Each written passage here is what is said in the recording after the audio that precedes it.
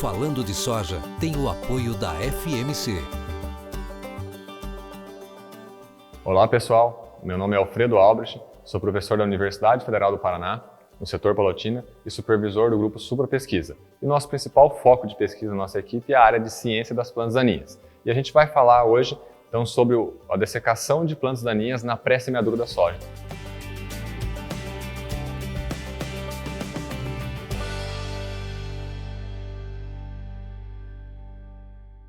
Pensando na dessecação de plantas daninhas na pré-semeadura da soja, a gente tem que pensar, a primeira coisa que a gente diz, não deixar tudo para a última hora. Então não deixar para fazer todo aquele manejo daquelas plantas daninhas que às vezes já estão muito desenvolvidas, tudo na pré-semeadura da soja, ali próximo ao momento de semeadura. Pensar de acordo com as janelas que a gente vai ter de entre safra, com o manejo do sistema de produção que a gente tem, de fazer um manejo mais antecipado para na pré-semeadura da soja só fechar, fazer esse fechamento para poder entrar com a cultura no limpo, já num cenário mais favorável. Pensar na janela que a gente tem pós milho segunda safra, essa janela grande, até entrar a semeadura da soja, fazer já um manejo logo após a colheita do milho safrinha. Então colheu esse milho safrinha, a palhada deu aquela baixada, deu aquela sentada na palhada, se chover, melhor ainda se não choveu, já iniciar esse manejo, fazer esse manejo já proativo, tendo as plantas daninhas, e aí quando tiver lá depois de 30, 60 dias, depende da região, às vezes está 90 dias dependendo do ano, né? Quando a gente for entrar na próxima semeadura da soja, a gente faz esse manejo em pré-semeadura. Que é basicamente o quê? A gente vai pensar, às vezes, num produto de contato e aí já, junto com esse produto de contato, colocar um pré-emergente, por exemplo.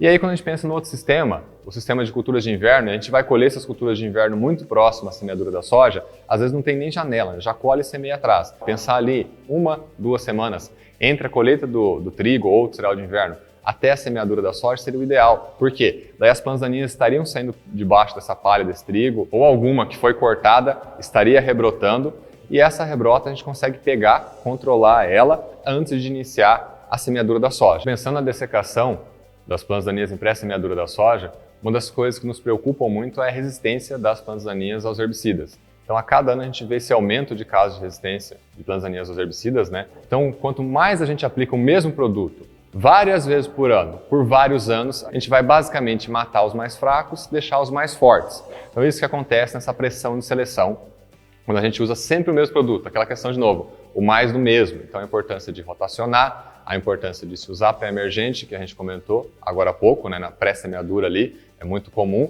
e é muito recomendável que se faça isso. E aí não é só a resistência em si, né, seguindo para um próximo ponto, a questão do ambiente em si, o ambiente de aplicação versus a agressividade das plantas daninhas. Mas o ambiente também, em muitas situações, não permite a gente ter um controle muito eficiente das plantas daninhas. Então, às vezes, resumindo, a gente está lá no campo, não tem um bom controle, pode ser que seja resistência, mas pode ser que seja alguma falha na aplicação, algum problema na aplicação. Uma umidade relativa do ar muito baixa, vento, solo muito seco, assim por diante, isso atrapalha o controle dessas plantas daninhas. Às vezes a gente olha no campo, acha, não teve o controle, põe tudo a culpa na resistência, né? Sempre resistência.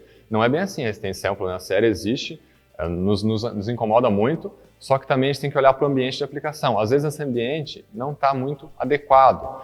Então por isso que a gente fala do ambiente versus a agressividade dessas plantas daninhas. Então às vezes pegar uma condição desfavorável de aplicação, um ambiente desfavorável, a gente não tem um bom controle. Nesse ano teve geada, nas regiões mais frias do país, a geada deixa a planta estressada e mais difícil de ser controlada, então a gente tem que pensar nisso.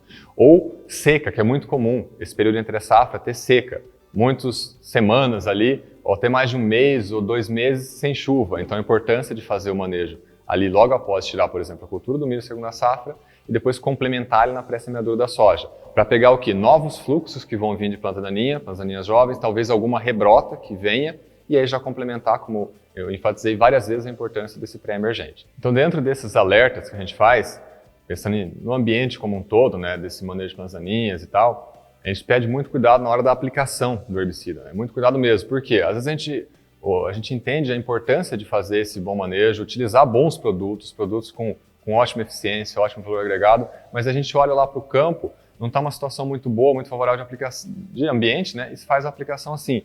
E às vezes ainda é um outro problema que a gente vê crescendo muito recentemente, né? A gente vê com preocupação, baixar muito o volume de cauda, usar volumes de cauda muito baixo. Então a gente tem que não possa fazer isso. Sim, dá para fazer, só que tem que tomar muito cuidado com o ambiente, porque quanto mais a gente baixa o volume de cauda, mais sujeito a riscos a gente está. Então, quanto menor o volume de cauda que a gente usa lá em litros por hectare, que a gente vai estar usando, mais risco a gente está assumindo, ou seja, condições ambientais favoráveis, o risco de perda de produto, de perda de eficiência vai ser maior. Quando a gente reduz muito o volume de cauda, pensar em produtos com efeito pós-emergente, né, a gente tem que pensar que ele vai ter que ter contato com a folha da planta.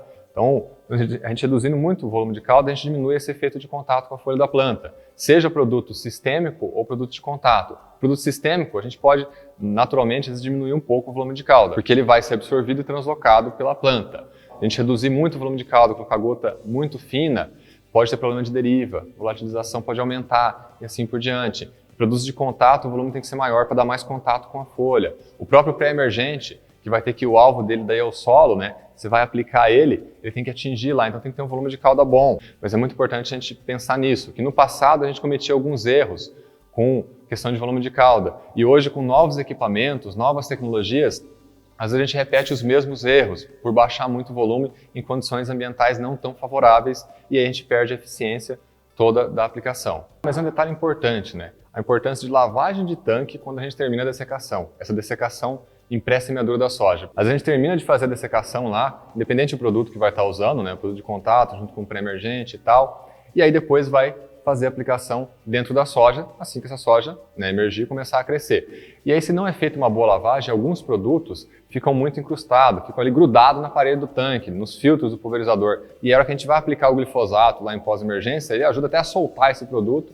e aí dá muito problema de fitointoxicação, queimar a soja lá na pós-emergência dela. Então, terminou a dessecação, terminou esse manejo ali, lava bem esse tanque e terminou, já lava imediatamente depois, porque terminou deixar uns dias lá, ele vai grudar e vai ser muito mais difícil de soltar. Então esse é um detalhe, mas é um detalhe importante. Então pensando no manejo integrado das plantas daninhas, em qualquer tema que a gente for falar dentro da área de ciência das plantas daninhas, a gente tem que falar de manejo integrado. Devido a essa importância, para lembrar que não é tudo só o herbicida, não é tudo produto químico. Então a gente tem o manejo desse sistema. Então o quê? Rotação de cultura, cobertura, palhada, né? Diminuir as perdas, né? Ter esse uso mais consciente dos herbicidas, diminuir a perda de produtividade nas culturas e aí a gente poder entrar com a cultura no limpo, entrar com ela no limpo para a gente poder tirá-la no limpo e ficar esse sistema mais favorável. Resumindo, a gente destaca o bom uso dessas tecnologias, das ferramentas que a gente tem em mãos no momento, né, para ter um bom controle dessas plantas daninhas. A gente não vai ter soluções mágicas nos próximos anos, né? Tem que saber utilizar bem o que a gente tem, fazer um bom uso disso, voltar a utilizar mais o pré-emergente, que a gente enfatizou em vários momentos isso, que é algo extremamente importante, né? A rotação, né? A palavra rotação é uma palavra-chave ali, né? Essa palavra diversidade ou rotação, diversidade de culturas, rotação de culturas é muito importante, né? Para a gente ter um manejo mais favorecido. Então, o que a gente espera é aplicar o conhecimento antes de aplicar o herbicida no campo. Falando de soja tem o apoio da FMC.